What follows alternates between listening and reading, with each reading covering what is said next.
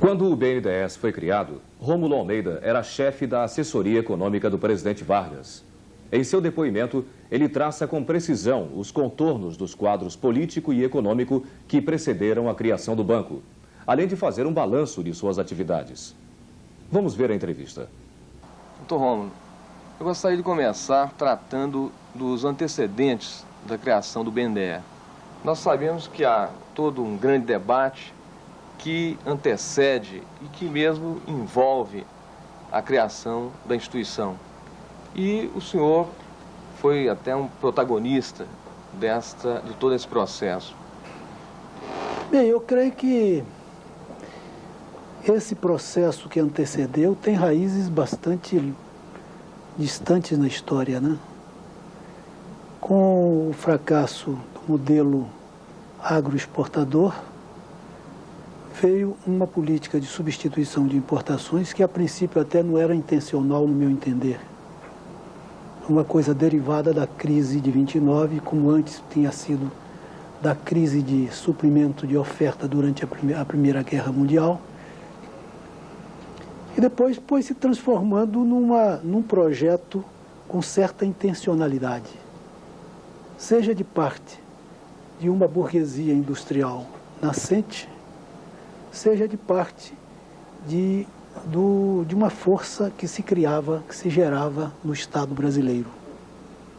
Curiosamente, o Estado brasileiro tem uma tradição singular na América Latina. Pelo menos eu me refiro à estrutura do governo federal.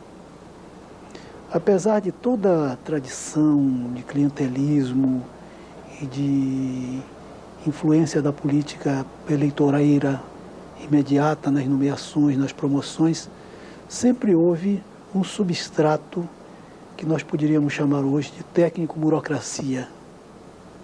Quer dizer, de gente que foi recrutada pelo mérito, geralmente por concurso, e que adquiria uma certa vinculação, um certo engajamento com os propósitos considerados os propósitos gerais e nacionais do Estado, e que tinha um certo grau de autonomia em relação às forças políticas contingentes. Era, inclusive, uma força mais estável, ainda que, evidentemente, muito condicionada pela conjuntura político-eleitoral. Esse contingente técnico-burocrático confluiu muito com os interesses de uma burguesia nacional, burguesia industrial nacional, que começava a se gerar em São Paulo, sobretudo, tendo figuras líderes como as de George Street, que eu não cheguei a conhecer, e a de Roberto Simonsen, que eu conheci muito. Bem, nesse quadro é um quadro curioso, porque os objetivos de política econômica, de rumos da economia brasileira, tinham certa relação com a estrutura política tradicional. A estrutura política tradicional era uma estrutura em que realmente uma grande tradição autocrática se travestia em formas pré-democráticas, de um sistema representativo muito afetado pelo um processo de dominação que vai até o coronelismo do interior, né? Mas que, de toda maneira, era um aparato político que permanecia e que, através, sobretudo, das eleições gerais, permitia certas ocasiões de mobilização popular, de afirmação das classes médias urbanas que começavam a surgir no Rio, em São Paulo, em algumas outras cidades, e que se inquietava, portanto, por um processo democrático mais autêntico. Entretanto, havia, contra a estrutura política tradicional, uma velha suspeita, a suspeita de que essa estrutura era uma estrutura inteiramente inatual, que ela não era representativa. Quer dizer, existia inclusive uma opinião pública muito muito antagônica ao Congresso. Muito curiosamente, esse fenômeno existia muito claramente. E de maneira que esses movimentos de opinião foram movimentos que não chegaram a ter uma cristalização maior, até porque eles foram comprometidos, quiçá porque a sua tradição foi muito curta, né? Foi sempre interrompida, eles eram comprometidos pelo populismo de um lado e, por outro lado, pelas intervenções de forças que estavam nos bastidores. E essas forças, tanto as do populismo como as das forças ocultas, digamos assim, né?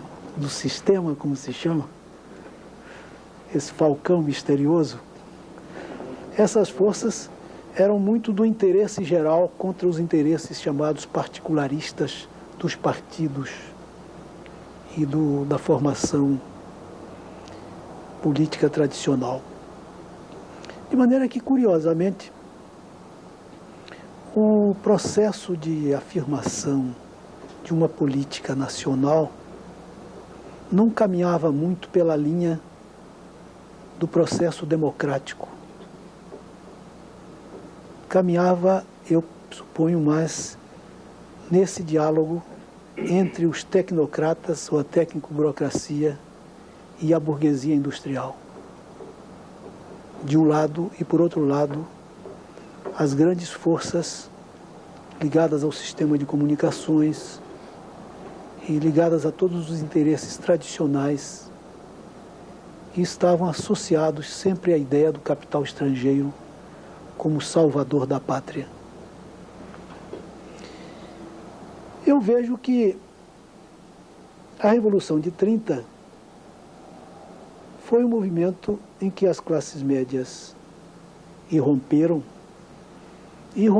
com ideias nacionalistas, ideias de afirmação nacional, que de certa maneira coincidiam com o interesse de salvar o país de uma profunda crise cambial, crise de divisas, crise de capacidade de importar, o que levou a um processo de substituição na agricultura e na indústria. Mas já durante o processo da redemocratização, já houve uma certa exaustão desse esforço. Então veio o Estado Novo, e o Estado Novo, que foi realmente um golpe populista contra esses agrupamentos políticos tradicionais. Estado Novo, entretanto, trazia dentro de si a retomada dessa ideia do interesse nacional, sobranceiro sobre os interesses particularistas, de um Estado mais forte, mas mais forte não apenas na intervenção política, mas na intervenção econômica. Um Estado capaz de fazer coisas, de associar-se à burguesia industrial, né? Enfim, um Estado que fosse capaz de mobilizar também as massas, para que, por um lado, essa mobilização dos trabalhadores representasse o apoio que faltava pela via eleitoral, e, por outro lado, também representasse o contrapeso da tendência concentracionista da burguesia industrial.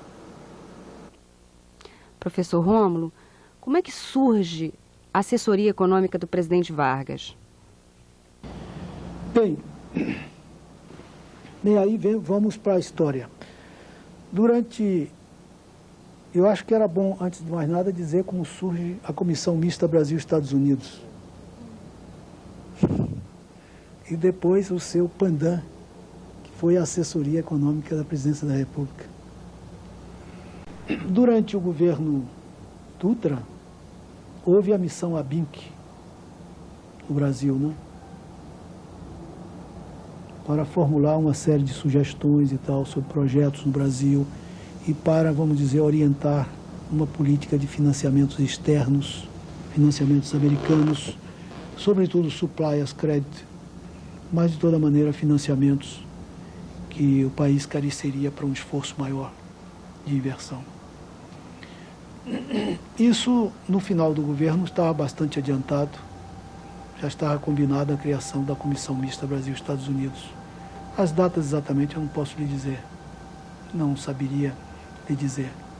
O certo é que o governo Vargas se fez depois de uma campanha eleitoral de compromisso com a retomada da política nacionalista, com uma grande crítica ao desperdício de divisas, à liberalização nas políticas, liberalização econômica e a falta de apoio à indústria nacional e, obviamente, também ao trabalhador brasileiro. Né? Inclusive com compromissos quanto ao problema do petróleo, uma solução nacionalista do problema do petróleo, que, aliás, o problema do petróleo já tinha levantado, mesmo durante o governo Vargas, o governo Dutra, quero dizer, um movimento de opinião muito significativo, que é o movimento do chamado Petróleo é Nosso. Movimento esse que reuniu não apenas forças de esquerda, mas muita gente da classe média conservadora, mais nacionalista e elementos militares importantes. Inclusive, esse movimento chegou a ser tão importante que ganhou a eleição no clube militar. De maneira que isso representou também um reforço àquelas outras forças que vinham e que tentavam, através do Plano SALT, evitar uma política de entreguismo e de internacionalização ao trance. Mas o governo Vargas ganhou com maioria no voto majoritário, porém com minoria no voto proporcional. Quer dizer, sem ter maioria no Congresso. Então, ganhou com duas vulnerabilidades. A vulnerabilidade do apoio da maioria do Congresso e a vulnerabilidade das grandes forças já comprometidas nos interesses do capital estrangeiro no Brasil, associadas ao capital estrangeiro no Brasil. E comprometidas também com todo o esquema de Ocidente, né, da Guerra Fria, que já começava, né? Tínhamos saído da Guerra da Coreia, né? Que, aliás, a Guerra da Coreia também teve uma certa influência no sentido de reduzir o disparate da política liberal, porque obrigou a um certo esforço ao nível do Conselho de Segurança Nacional. Então, o Conselho de Segurança Nacional reuniu uma série de técnicos. Naquela ocasião, fui chamado para ser assessor, para opinar e tudo mais e tal. E então retomamos um pouco, ao nível do Conselho de Segurança, certas ideias nacionalistas. Da Coreia. Bem, mas com essas duas vulnerabilidades, o governo Vargas tinha que adotar uma linha que lhe permitisse, por um lado, sobreviver. Por outro lado, responder ao seu compromisso de campanha. Então, daí a comissão mista foi instituída. O governo colocou no Ministério das Relações Exteriores um homem que tinha muito bom diálogo com Washington, que era João Neves da Fontoura. E no Ministério da Fazenda, um outro homem com as mesmas condições, que era o Horácio Laffer, um homem ligado à burguesia brasileira industrial, porém muito influenciado por ideias liberais. E, quer dizer, muito anti-Simonsen. Simonsen já tinha morrido em 48, mas de toda maneira ele foi uma das pessoas que na Fiesp de São Paulo representava um pouco a linha anti-Simonsen. E esses homens procuraram fazer o diálogo com Washington e o governo fez um compromisso com Washington. Fazemos a Comissão Mista Brasil-Estados Unidos. A Comissão Mista vai estudar os projetos de reaparelhamento da economia do país, ou seja, os projetos específicos de ferrovias, de rodovias, de eletrificação, de armazenagem, etc. e tal, né? E esses projetos, então, seriam candidatos a uma linha de crédito que a princípio que se pensava ser 500 milhões de dólares, depois ficou em 300 milhões, com uma promessa de que chegaria a 500. Então a comissão mista se instalou de uma forma muito ampla, muito bem estruturada, com todos os requisitos técnicos, todas as condições para fazer um grande trabalho e tal. E todo mundo participou da comissão mista, né? Inclusive gente que era também de orientação nacional, porque eram chamados a participar das comissões, pelo menos essa cooptação era conveniente para dar prestígio, para ampliar o prestígio da comissão, então. Mas, sem que isso tivesse sido explicitado em nenhum instrumento político, o que ocorreu na realidade, provavelmente pelo próprio instinto político do presidente Getúlio Vargas, foi constituir uma assessoria sem alarde, sem nenhuma formalidade, sem nenhum aparato, entendeu? Sem competir institucionalmente. Estritamente um órgão de bastidor, um órgão de gabinete, um staff, mas para orientar a condução de uma política nacionalista. E com isso fazer com que os projetos, a ação da Comissão Mista Brasil-Estados Unidos pudesse ser até uma ação complementar. Uma ação que não contradizia em nada, porque estudava os projetos específicos. E afinal culminava com um instrumento financeiro para ser intermediário dos créditos de Washington, que era o primeiro objetivo da Comissão Mista. Era fazer uma caixa intermediária dos créditos de Washington, né? E enquanto que nós estávamos dentro de uma filosofia que era estruturar o Estado para o Estado intervir. Então, qual foi o partido que foi adotado para a ação da assessoria?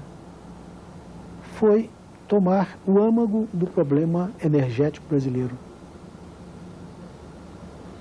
E algumas outras questões básicas, né? Mas, sobretudo, o ângulo do problema energético brasileiro. Quanto que eles estavam vendo os problemas específicos. Por exemplo, eles estavam estudando o projeto de Peixoto, de eletrificação de Peixoto, mas nós estávamos estudando o plano de eletrificação. Entendeu? Estávamos estudando a Eletrobras, estávamos fazendo o projeto da Eletrobras. Estávamos fazendo um projeto de uma nova política de tarifas. Estávamos criando, em primeiro lugar, o Fundo Federal de Eletrificação. Aí é bom até explicar por que esses 4 projetos. Porque a gente já sabia que a carga era muito pesada, que a oposição era intensíssima a esse programa. Então nós dividimos em 4 projetos. Porque, em primeiro lugar, salvaríamos o projeto financeiro, que entraria logo para ser administrado pelo BNDE. Enquanto que o projeto da Eletrobras iria demorar tempo, como demorou. Demorou cerca de uns 8 anos por aí, sei lá, para sair, né? E os outros projetos, então, nem saíram, né? Mas já se salvava, entretanto, os recursos de eletrificação. Doutor Rômulo, quais são mesmo os 4 projetos? Não, eu citei, por acaso, eu comecei citando os projetos da linha de eletricidade. Né? Então, na linha de eletricidade, nós fizemos 4 projetos, dentro de um esquema de unidade. O projeto financeiro do Fundo Federal de Eletrificação, criando os recursos de financiamento. Fizemos o projeto de um novo regime do sistema elétrico, do sistema de tarifas e tudo mais. Fizemos o projeto do Plano Nacional de Eletrificação. Plano Nacional de Eletrificação. E fizemos o projeto da Eletrobras. Foram divididos esses projetos exatamente para facilitar o seu trânsito legislativo e assegurar desde logo os recursos, né? Porque em relação ao BNDE, por exemplo, a nossa ideia é que o BNDE passasse a ter recursos próprios. Antes de chegar ao BNDE, como é que eram as relações da assessoria econômica com a comissão mista? Havia algum tipo de relação formal, informal? Não, a relação era informal, porque, como eu disse a você, a assessoria não existia como instituição. Não existia. A assessoria era um braço do presidente da República, eram os olhos do presidente da República, o braço do presidente da República, entendeu? Então era um órgão que tinha um grande papel político, porque falava em nome do presidente, reunia em nome do presidente as pessoas, mas que procurava, inclusive, se anonimar e trabalhar, sobretudo, através dos ministros. Mesmo ministros que não eram muito favoráveis à nossa posição, porque temiam a revisão que a gente fazia das propostas deles, mas, de certa maneira, a gente mantinha bom relacionamento. Por exemplo, para dar uma ideia, era o caso do ministro Horácio Laffer. Portanto, nós oferecemos a ele o projeto de criação dos grupos de estudo para o desenvolvimento industrial, o Conselho de Desenvolvimento Industrial. Então, fizemos para ele. Entendeu? Com as subcomissões começou o projeto, quer dizer, quase que o projeto de metas começou aí. Não é? E foi uma coisa nossa, mas entregue a ele para ele bancar. De maneira que, embora ele tivesse muita oposição e tivesse restrições, sobretudo pelo fato de que nós não tínhamos a mesma filosofia e muitas vezes contrariávamos certas propostas dele, ou propunhamos variações, mas, de certa maneira, nós nos mantínhamos. E, pessoalmente, nós também participávamos da comissão mista. Quer dizer, eu não era participante da comissão mista central, mas era participante assim, de comitês, era convidado para reuniões e tudo mais. E a gente procurava manter bom relacionamento. Pouca gente acompanha, pelo anonimato em que a gente ficava, pela falta de status aparente, entendeu? Pouca gente se dava conta de que a assessoria estivesse fazendo qualquer coisa que pudesse ser importante na política de governo do governo Vargas, de maneira que isso nos facilitou muito. Eu gostaria de entender um pouco melhor como que era a comissão mista. Quer dizer, eu ouço muito eu ouço muito falar sobre a comissão mista, mas eu não tenho uma ideia assim de, por exemplo, ela era constituída formalmente pelos ministros de estados, ou ela era formada por outro tipo de funcionários e tal? O fato é o seguinte, a liderança era do ministro Horácio Laffer. Sim. E a comissão era constituída de um chefe brasileiro e um chefe americano, com alguns companheiros brasileiros e americanos, né? Então aí a gente começa o início realmente do BNDE, não é? Porque o BNDE surge, não é? Surge em consequência dos projetos e da necessidade de financiar os projetos. Exatamente. Mas surge... Isso é a comissão mista fez uma sugestão formal de criação do BNDE? Fez. Ou, pelo outro lado também, aí eu queria saber também qual o papel da assessoria econômica também. Não, o papel da assessoria estava acompanhando isso e achando que era muito importante constituir um sistema financeiro do governo. Isso era uma ideia da assessoria. Quer dizer, eu poderia dizer, inclusive, generalizando um pouco mais, que a assessoria procurava evitar o nome de plano, porque estava muito ligado à ideia de plano nacionalista e tal, isso não convinha que usasse.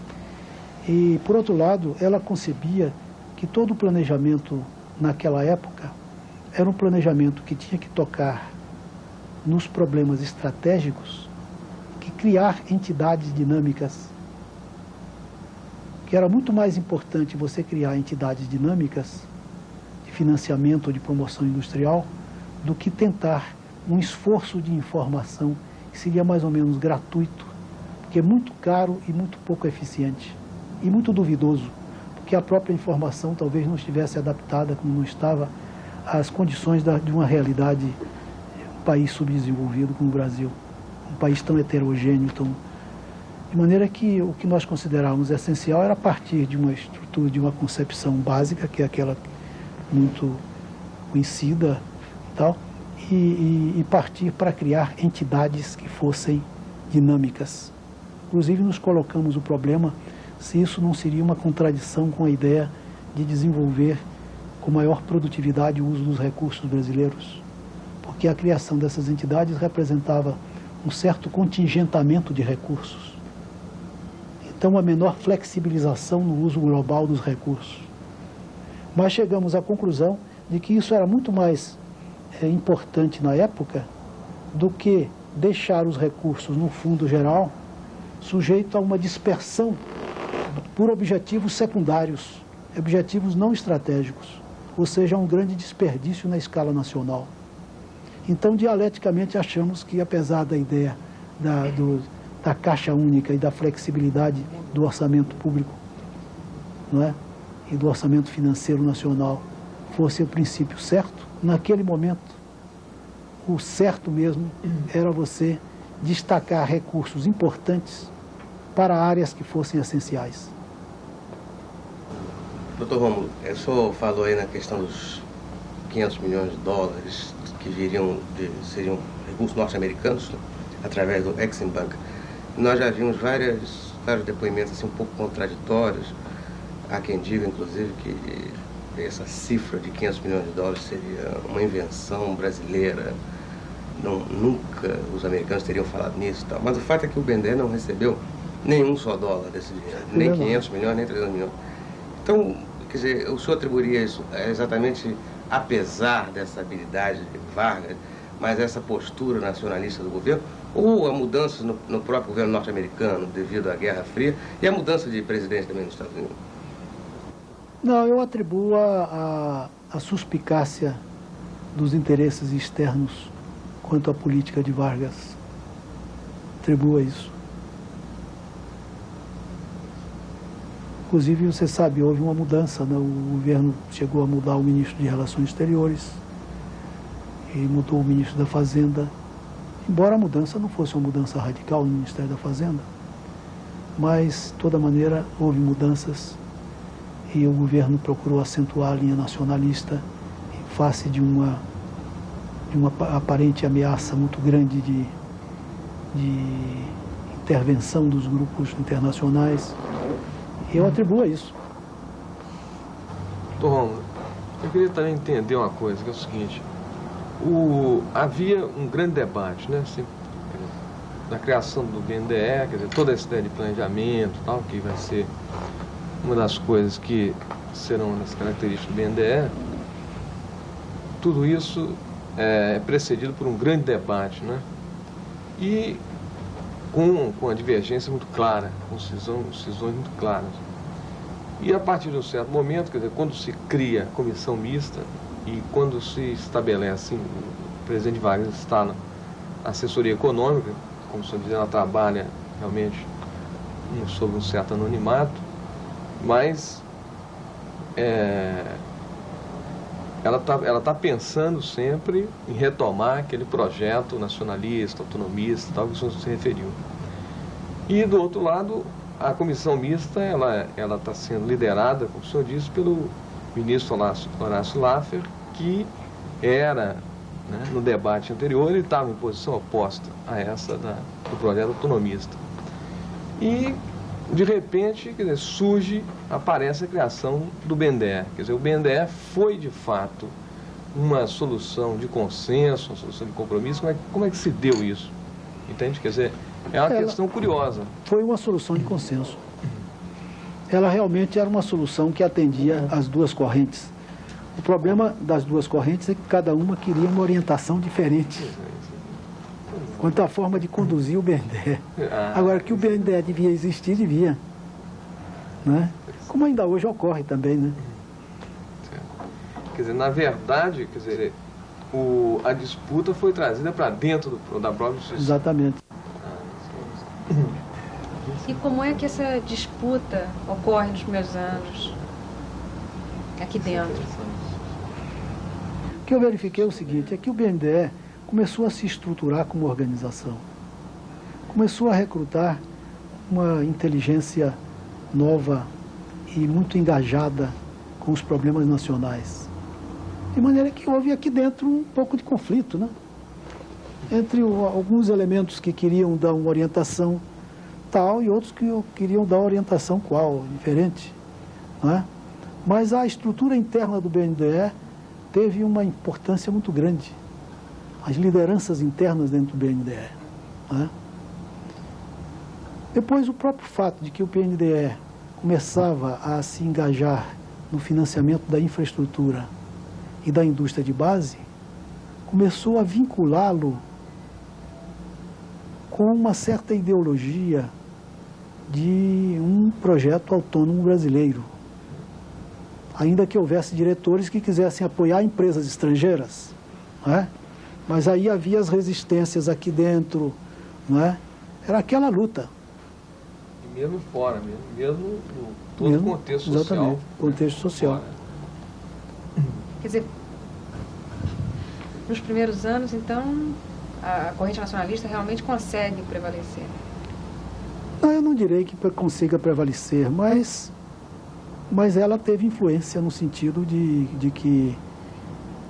Depois é o seguinte, o BNDE não afetava, as decisões do BNDE não afetavam as decisões básicas sobre o projeto nacionalista brasileiro, porque essas decisões estavam na Petrobras, entendeu? Estavam na Eletrobras ou no Fundo Federal de Eletrificação. E outras decisões assim de indústria de base que já começavam a surgir, o BNDE tinha que apoiar, né? Porque era da sua obrigação apoiar, embora a princípio ela se dedicasse muito mais à infraestrutura, né? Ele se dedicasse muito mais à infraestrutura, né? Mas aí vamos pensando bem, quer dizer, não é que a ação do BNDE não importasse, acontece que ela está dedicada ao estabelecimento da infraestrutura, a qual talvez interessasse a ambos os lados. A ambos os lados, exatamente. O ponto seja esse. Né? Precisamente. Porque, inclusive, nessa época, a maior parte dos projetos elétricos eram projetos de capital estrangeiro. Exato. Mas já o Fundo Federal de Eletrificação tinha certas restrições. Inclusive, a nossa ideia era ter que ele fosse um instrumento de participações acionárias para ir aumentando a participação acionária do Estado nas empresas. Doutor Rômulo, o professor Celso Furtado nos falou que essa questão do capital estrangeiro não era uma questão tão importante quanto pode parecer à distância. Talvez, isso aí não foi ele que falou, agora sou eu que estou falando, talvez pela ausência, inclusive, dessa questão de multinacionais, que é uma coisa inexistente. Quer dizer, o capital estrangeiro, a forma mais frequente do capital estrangeiro aqui era exatamente de concessionárias, serviços públicos e tal, em que havia algumas críticas quanto a, talvez, a terem recebido demasiadas vantagens ao longo do século XX e tal, mas não havia, assim, uma opinião muito cristalizada, assim, de efeitos negativos do capital estrangeiro na economia. O senhor concorda com isso, assim, grosso modo? Em parte concordo. Em uma certa vez, em Nova York, numa entidade de líderes empresariais, American President Association, salvo engano, eu fiz uma palestra lá, então procurei fazer uma tipologia do capital estrangeiro. Mostrei que a grande oposição que havia ao capital estrangeiro era em relação ao capital estrangeiro que era concessionário de serviços públicos, que tinham monopólios de fato, quando não de direito, e, por outro lado, capital estrangeiro voltado ao controle dos recursos naturais. Mas que quanto ao capital estrangeiro, que vinha substituir o que ele mandava de fora para cá, para produzir aqui dentro, que havia uma certa receptividade. Mas, já, entretanto, naquele tempo, pelo menos uma corrente de opinião considerava isso o começo de um processo perigoso. E já se voltava muito para a ideia das joint ventures. ou de criar empresas brasileiras capacitadas para negociar com as empresas estrangeiras. Quer dizer, nós já considerávamos que isso era uma coisa importante para a economia brasileira. Mas, no geral, eu acho que o Celso caracterizou bem essa diferença, essa distinção entre os tipos de capital estrangeiro. Ainda nessa questão, mais ligada à Petrobras, quer dizer, quanto que o senhor atribui também tanta comoção em torno dessa questão do acordo de Roboré, que inclusive o BNDES teve uma participação assim, talvez informal, mas através de seus dirigentes? Acordo de Roboré com a Bolívia, né? É. O que eu posso dizer é que uma das preocupações do grupo que elaborou o projeto da Petrobras foi elaborar uma entidade de tal ordem que não criasse suspeitas na Bolívia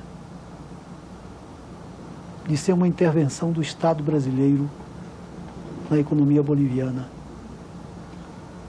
E essa é uma das razões porque no projeto original não se falou a palavra monopólio estatal. Apesar de que o monopólio de fato, tecnicamente, existia no projeto, pela concessão geral de todas as áreas da Petrobras automática e pelas condições realmente dominadoras da empresa. Né? Isso foi uma das preocupações nossas. Doutor Rômulo, eu gostaria que o senhor, se fosse possível, se a memória o permitisse, que o senhor falasse um pouco do primeiro staff, né, do BNDES. São pessoas que certamente o senhor conheceu, não é? Bem, eu conheci realmente muitos deles, talvez grande parte deles, né? Alguns até trabalharam conosco, comigo, com o Evaldo Correia Lima, né? E Heitor Lima Rocha também olhou comigo. Penso que esteve aqui também, não? Ou foi depois para a Petrobras e tal. E conheci também os diretores. A nossa ideia é que, embora a diretoria fosse uma diretoria de orientação muito liberal, mas era de gente muito boa, do ponto de vista técnico e do ponto de vista da seriedade nos seus engajamentos. De maneira que, em relação a eles, eu defendia a seguinte ideia, de que, dialeticamente, era mais importante para a política autônoma brasileira a eficiência na administração da instituição, naquele momento, a implantação eficiente, do que mesmo o engajamento ideológico. Entendeu? Coisa com que eu defendi o Campos e o Lucas. Entendeu? Achei que isso era uma coisa importante, porque a nossa experiência era de organizações que, às vezes, muito bem inspiradas do ponto de vista ideológico, mas que eram um desastre na sua implantação. E esse desastre na implantação conduzia a um descalabro permanente, né? Tipo Banco de Amazônia e companhia. Né? De maneira que a nossa preocupação na assessoria era muito essa de ter...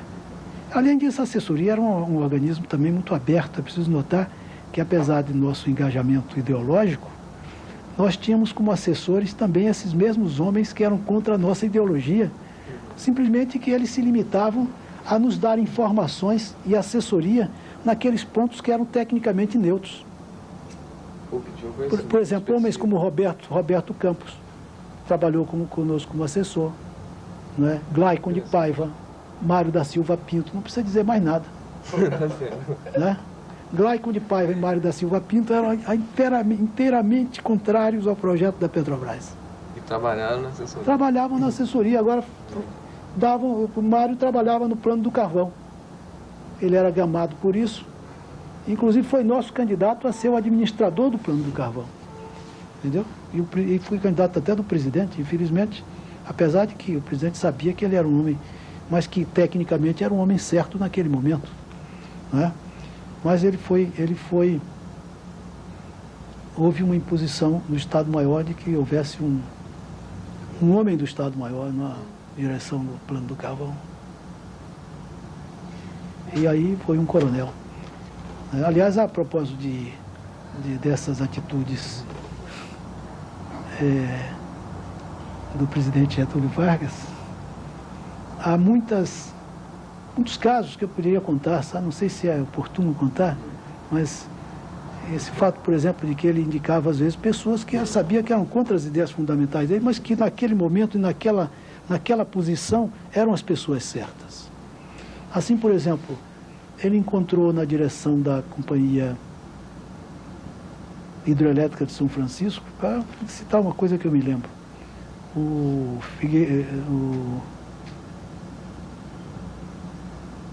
uma grande figura de São Paulo, da engenharia de São Paulo, da eletrotécnica, está me escapando o nome. O certo é que era um homem da UDN. Então apareceu um candidato do PTB, entendeu? Apareceu um candidato do PTB que mas não era um sujeito inteiramente desqualificado em comparação com essa pessoa que eu me refiro, cujo nome agora está me Marcondes Ferraz? Marcondes Ferraz, exatamente. Com Marcondes Ferraz. Então, eu levei o problema ao presidente e tal. O presidente disse, não, mas o homem é o Marcondes Ferraz. Ele lá é o tenista, mas o que tem? É o eletrotécnico, é o homem de eletricidade. Né? Agora, como é que foram recrutados esses técnicos que fizeram parte da assessoria econômica? Bom, eram recrutados na base da disponibilidade deles, o desejo de trabalhar, e na disposição de trabalhar quase de graça, porque não havia recursos. Inclusive, o orçamento do ano de 51 não tinha um tostão para o gabinete da presidência fazer nada em termos de assessoria. Foi um orçamento recebido de antes. Não tinha nada. De maneira que nós não tínhamos recursos para pagar. Então, eram pessoas que estavam disponíveis no serviço público e que a gente trazia. Ficavam simplesmente a postos à disposição da presidência. Ou pelo Banco do Brasil, ou pelo Serviço Público, ou pelo Banco do Brasil, por alguma das entidades públicas. Né? Foi como nós conseguimos recrutar inicialmente o pessoal. Depois fomos conseguindo uns ajeitamentos para melhorar o padrão financeiro do pessoal. O BNDES surge, embora a gente tenha falado antes, chegado à conclusão que trouxe para dentro os conflitos, mas parece que já desde o início ficou estabelecido que ele não apoiaria empresa estrangeira, ou não? Ou isso foi resolvido depois? Aí eu poderia perguntar mais ao senhor, quer dizer, até que ponto que a assessoria econômica se envolveu nessa questão ou não? Porque é uma questão muito relevante, né? Não há dúvida nenhuma.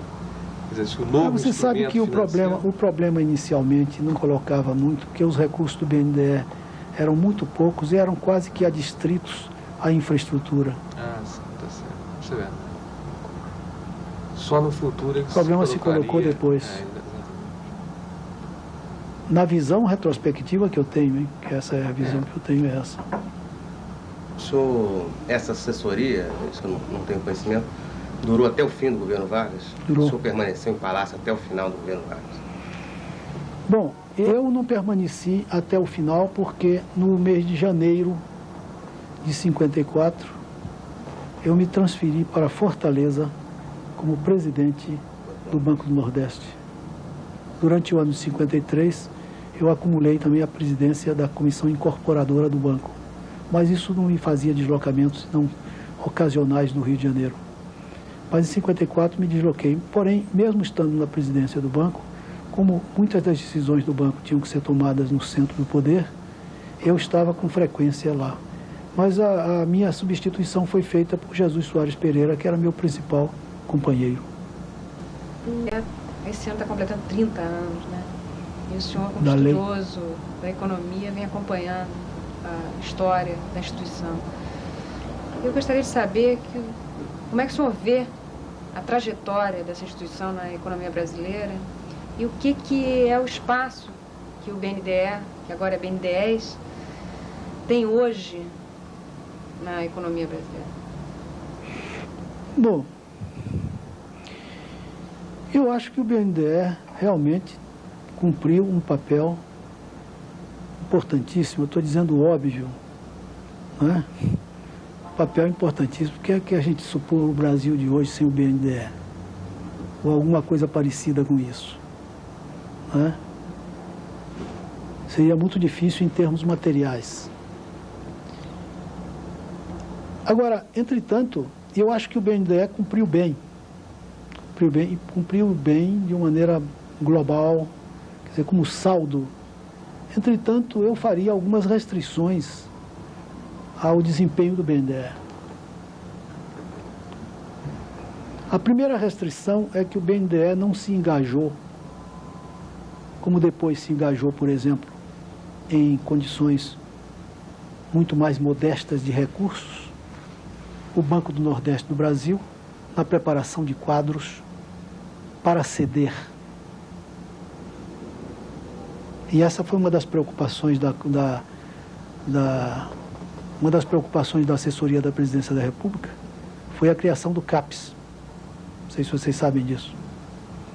Quer dizer, a ideia das técnicas faltantes, do problema de recursos humanos, o problema de quem é que poderia ser instrumento para modernizar as atividades econômicas no Brasil de uma maneira geral, atividades administrativas, e de ser criador, ou pelo menos captador de tecnologia, transmissor, adaptador de tecnologia, de inovações, enfim.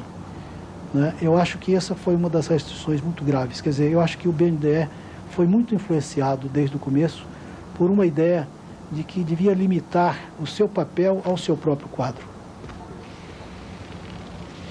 Uma outra restrição que eu faria ao BNDE, que é muito similar à primeira, é que não tomou a iniciativa de propor coisas.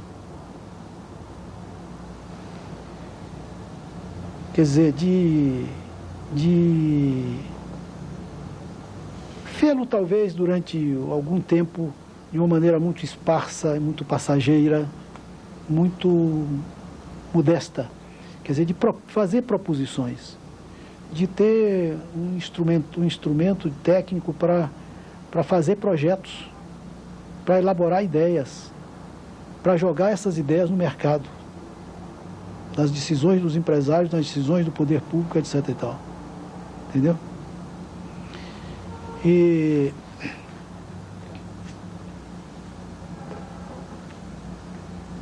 isso me parece, por exemplo, eu diria que no plano, por exemplo, do desenvolvimento regional, essa foi uma grande falha do BNDE. O BNDE foi introduzido na lei do BNDE um dispositivo pelo qual o BNDE devia aplicar 25% dos recursos das áreas periféricas determinadas. Entretanto, como essas áreas têm capacidade de fazer projetos, nunca esses recursos foram absorvidos. Faltou realmente uma atitude de maior iniciativa do BNDE, porque o BNDE ficou muito ensimesmado, muito preocupado na sua eficiência como empresa. E o BNDE chegou até a pontos ridículos em certas administrações, né? Houve administração no BNDE que mandou reduzir ou eliminar as edições dos relatórios do BNDE que deviam ser de ampla informação nacional. Você sabe disso, não? Sabe não? Não quero deixar no meu registro o nome porque é desagradável. Mas houve esse caso. De eu mesmo procurar um relatório do BNDE, não está esgotado porque só foram tirados 500 exemplares. Por quê? Porque a administração determinou a economia. Né? Quer dizer, agora o BNDE, numa fase muito mais recente, realizou alguma coisa que podia ter realizado com muito mais antecedência. Essa é uma restrição de ordem temporal no desempenho do BNDE, que é o sistema dos repasses. Não é? Por exemplo, uma das primeiras medidas nossas no Banco do Nordeste do Brasil, que deve constar dos arquivos do BNDE, são propostas de...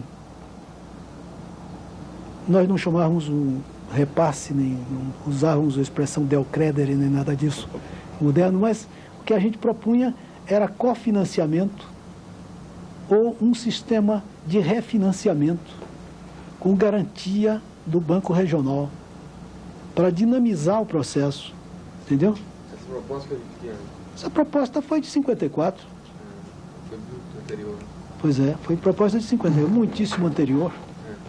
Entretanto, o BNDE reagia, quer dizer, com muita lentidão a essas ideias. Agora, isso também tinha uma certa razão, é porque o BNDE representava uma filosofia econômica em que havia uma certa indisposição pelo tratamento do problema regional, como se o problema regional representasse um estorvo no tratamento do problema nacional global. Entendeu? Isso prevaleceu durante muito tempo. E, aliás, com alguma razão, eu não quero tirar razão, com alguma razão, quer dizer, uma política regional insensata poderia levar a isso. Não é? Mas, na verdade, já naquele tempo, os problemas regionais eram extremamente graves. A heterogeneidade territorial e econômica do Brasil era patente. Então, os efeitos de concentração da política que a gente estava lançando no Brasil também estavam na cara. Então, era preciso, desde aquele momento, estar corrigindo, inclusive descobrir quais os meios e os modos de fazer uma política regional racional e compatível com os grandes objetivos nacionais. Né?